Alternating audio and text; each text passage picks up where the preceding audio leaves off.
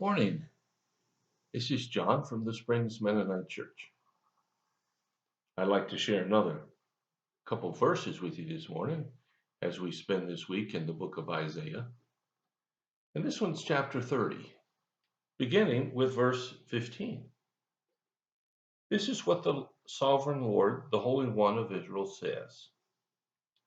Only in returning to me and resting in me will you be saved. In quietness and confidence is your strength, but you would have none of it. You said, "No, we will get our help from Egypt. They will give us swift horses for riding into battle." But the only swiftness you're going to see is the swiftness of your enemies chasing you. One of them will chase 1,000 of you. 5 of them will make all of you flee. You will be left like a lonely flagpole on a hill or a tattered banner on a distant mountaintop. So the Lord must wait for you to come to him so he can show you his love and his compassion. For the Lord is a faithful God. Blessed are those who wait for his help. This passage is talking about the ongoing saga of the peace of Israel. Now, in the Old Testament days, Israel was always at war with somebody. And I understand that. I mean, they had to survive in a land that God gave them that wasn't theirs originally. People don't like others taking over their land. I wouldn't either. And as they went through history, you saw that God constantly called on them to trust in him, not on themselves and on others. So this passage says that God says, only in returning to me and resting in me will you be saved.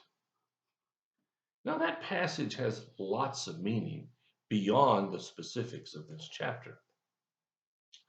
Only in returning to him, God says, will you find rest.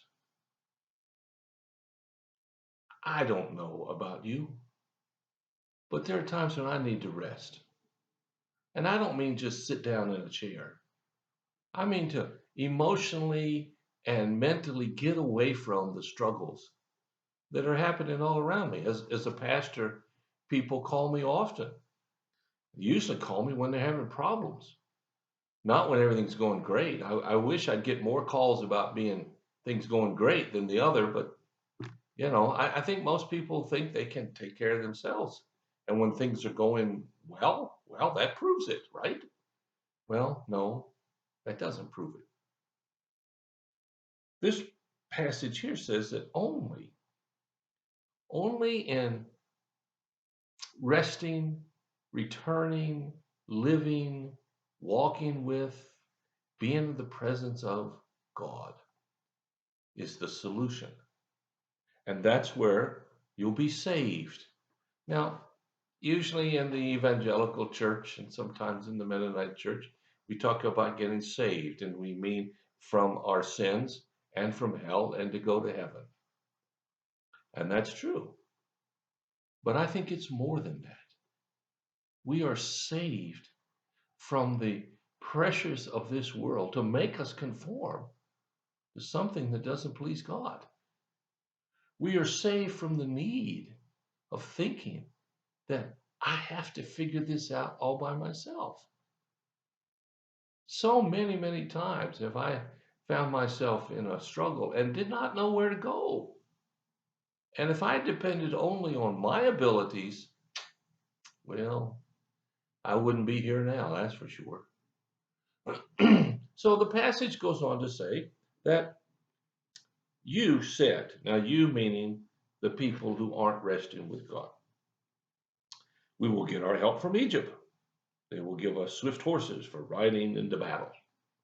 Egypt was the leading military power in the Middle East at the time of Isaiah. It was known for its chariot armies and its hundreds and thousands of soldiers on chariots. And when everybody else is fighting on foot, that chariot made a huge difference. And so this passage here, God is saying, you, meaning the people of Israel, you're saying, oh, no, we don't need you. We'll go down to Egypt. We'll get our protection from them. Well, sometimes we think we can get out of our spots with something other than God. And maybe that works once in a while for you, but it won't work forever. And it won't work in the most important times either. I used to tell my students when I was teaching, if you want to be dishonest and I catch you, then you're in big trouble. If I don't catch you, you're in bigger trouble because somewhere down the line, you're going to be in worse conditions because you didn't learn how to be honest. And I believe that. Now, I never got proof of it, but dishonesty breeds dishonesty in one area, then in all areas. Mistrust or non-trusting in God breeds mistrust in a whole bunch of other areas. And so when God says, you, meaning the people who didn't trust him, you're going to get down to Egypt for your protection, he says, I don't think that's going to work. Not only, he says, will they turn against him, but he said just one chariot will turn back thousands. 5 chariots will make everybody run. Well, I don't know the math of that. I've never had to face down a chariot with someone on it with a sword or a bow or something aimed to do me harm. I don't know how effective that would be, but it'd be a whole lot more effective than me standing on the ground with my 2 feet. That's for sure. And so God says, no, you can go that way, but it's not going to work. And then the next verse is critical. Verse 18. So the Lord must wait for you to come to him. God will not force himself on anyone. He won't make you do the right thing. He won't twist your arm until you say, okay, I quit. I'll do what you want. He didn't work that way. The Lord waits for us to come to him. Now, what's important here is this final part. So he can show you his love and his compassion, for the Lord is a faithful God, and blessed are those who wait for his help. You see, when we turn away from our own efforts, and that doesn't mean we don't do anything. We don't just sit back and wait God to do it. We got to get in there and work. But when we get rid of a dependence on us and a reliance on God, his love and compassion will win the day every time. I believe that. If you don't, well, try. What have you got to lose? Well, thanks so much for listening. If you have a need or a prayer concern, let us know. We'll do whatever we can as fast as we can to help meet your needs. Thanks so much for listening. God bless you. I'll talk to you again.